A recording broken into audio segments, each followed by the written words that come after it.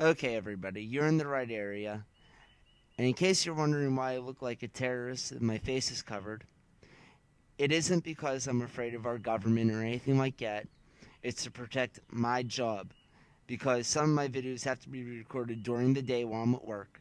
And since I'm there for 8 hours, it's kind of hard trying to get shots for you guys to show these chemtrails and still be able to get it at the end of the day.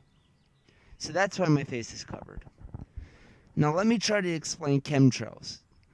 Explaining the unknown to the unaware can be one of the hardest things somebody could do. So I'm going to try to make this as simple as possible. The difference between chemtrails and contrails, which are abbreviations, the first one is chemical trail. The latter is a condensation trail. A chemical trail is followed by chemicals that are released from these airplanes.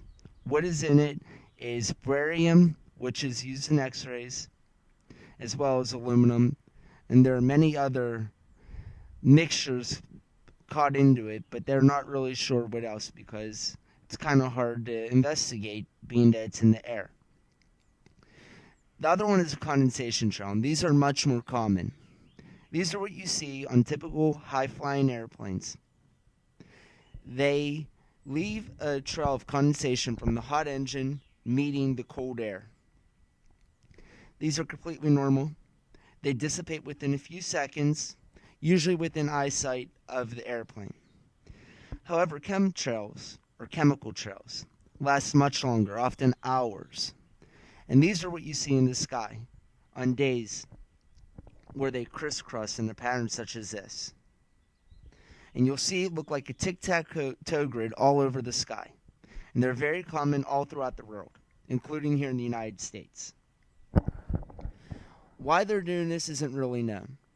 The people who have admitted that chemtrails are real have said that it's being used to deter global warming for weather modification purposes. However, there is a bill, Act of 2001, H.R. 2977, that states that chemtrails are actually used for weapon, exotic weapon to be exact. So what the exact purpose of chemtrails are is hard to say. It's a mystery, and our government will refuse to admit that chemtrails are real, despite having a bill that states that they are real.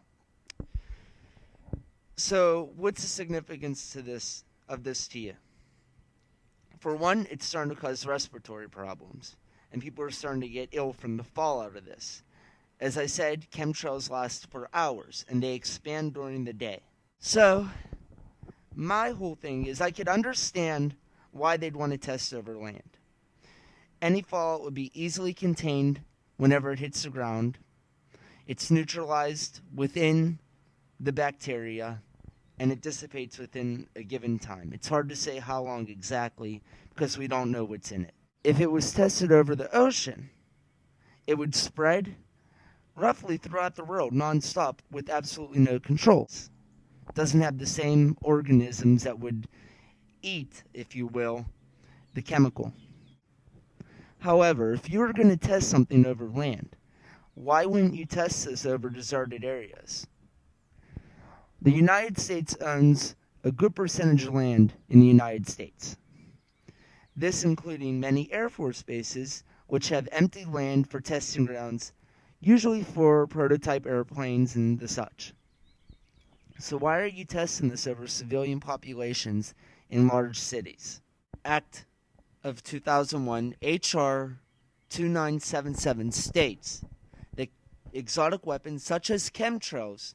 So again, our government is admitting that chemtrails are real, despite the fact they've told us over and over that they aren't, that these are just contrails, and they cannot be used in space over civilian populations. The problem is that it also states that space is defined as anything over 60 kilometers, or roughly 37 miles. Chemtrails are often spread much lower than this, and often look like low-flying clouds, except for the fact that they are crossed. Normal airplane traffic does not cross often as these do. And at the same time, normal clouds do not form in patterns such as crosses. So there is something going on, and our government has defined chemtrails as exotic weapons, again, in Act of 2001, H.R. 2977. It is open for the public. This isn't a hidden document. If you Google this, it's usually the first result. And you could also see many videos that follow this. And the London government actually admitted that chemtrails are real. But our government still has yet to come out. So what's the significance of this all, and what does it mean to you? Why should you care? Well, many times during experiments, if not all the time, we're the last ones to know. Because denial is easiest whenever there are health problems and such, if you don't admit to the problem in the first place. But is this really a conspiracy theory? There is hard evidence that chemtrails are real. There are bills in the United States that state that chemtrails are real. This isn't UFOs that is hearsay and a couple of videos that could be manipulated. Take a look at any given day, and you could likely see chemtrails being passed over your house, your city, your neighborhood. So I urge you, get more information, watch my videos, watch the other videos out there. There are some really great ones. Read the Act, again, for the third time, Act of 2001, H.R. 2977. Get the facts for yourself. And the best way we get about beating this and gain the right information from the right people is by making it known and making it public. Write your representatives. Demand that the truth about chemtrails be brought out. Demand that it is stopped until it is known if there are any adverse health effects.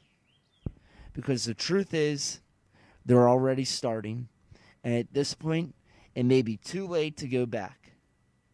We are not meant to play God. We are not meant to play Mother Nature. And if they're testing exotic weapons on their own people in their own land, there is something very wrong with our government. Thank you for watching.